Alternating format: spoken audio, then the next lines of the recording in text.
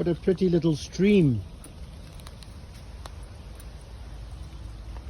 And obviously this must be a spring, natural spring. No, wait, it's the same bloody pipe from Sunday night that nobody's been able to fix. Why is that? Maybe it's a question of competence. What do you reckon? Competence, eh? Perhaps.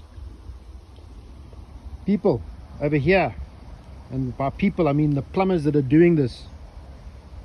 Over there, behind that pipe, put a stake in the ground so you can tie the damn thing onto this piece over here that you've put in here, so that the push-on fitting doesn't blow off when you turn the pressure on.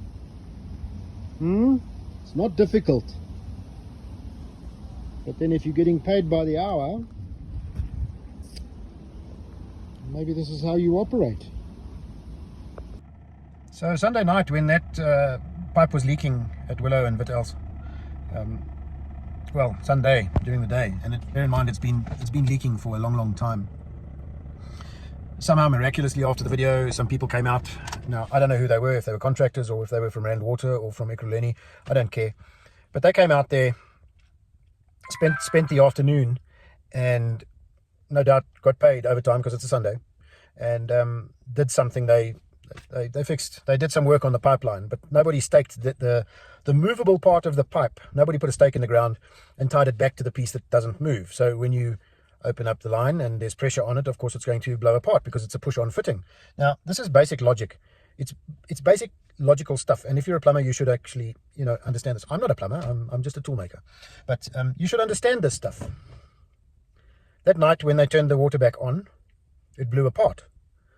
We can put pretty pictures of big sprays of water through the air here, but it's not necessary. The thing is, the job that was done was undone.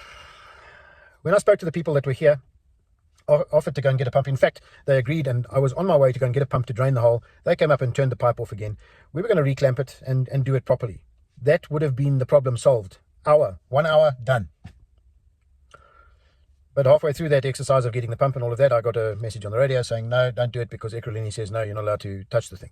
Okay, fine, I understand that. But then get somebody that's competent to do the damn job in the first place.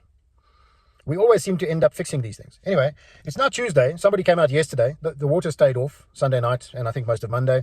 They came out yesterday and did a nice job. And guess what? It blew apart again.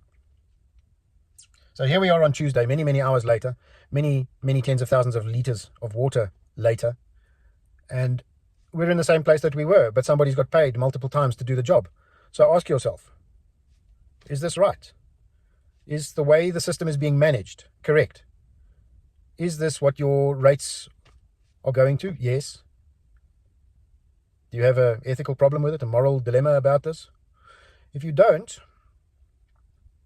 then you're part of the problem. For those of you that have tried to do things in the background to, and I'm saying this, obviously there are some community members that have wanted to try and do some things here to try and fix the problem because they don't have water pressure or water. Yeah, I understand your frustration, but you also have to ask yourself, why are you sitting quietly in the background, not making a lot of noise at the municipality or the councillor or the council or the people that are involved in the department and making this thing happen or not happen? Why are you not shouting at them directly? Is it that you've become conditioned to just accept all of this? The answer is probably yes.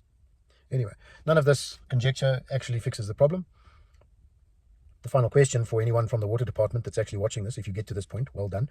But the final question is, when are you going to send somebody competent here to actually fix the problem? Because right now, you don't only have lots of people without water, you also have a lot of water going down the road. We don't have an abundance of water in the country, and we've had lots of water problems, lots of waste. And this is done consciously. Somebody knows about this problem, and many people are not doing something about it. So, you people that are charged with managing the problem, managing these situations, do so. You're getting paid to do it. Do it.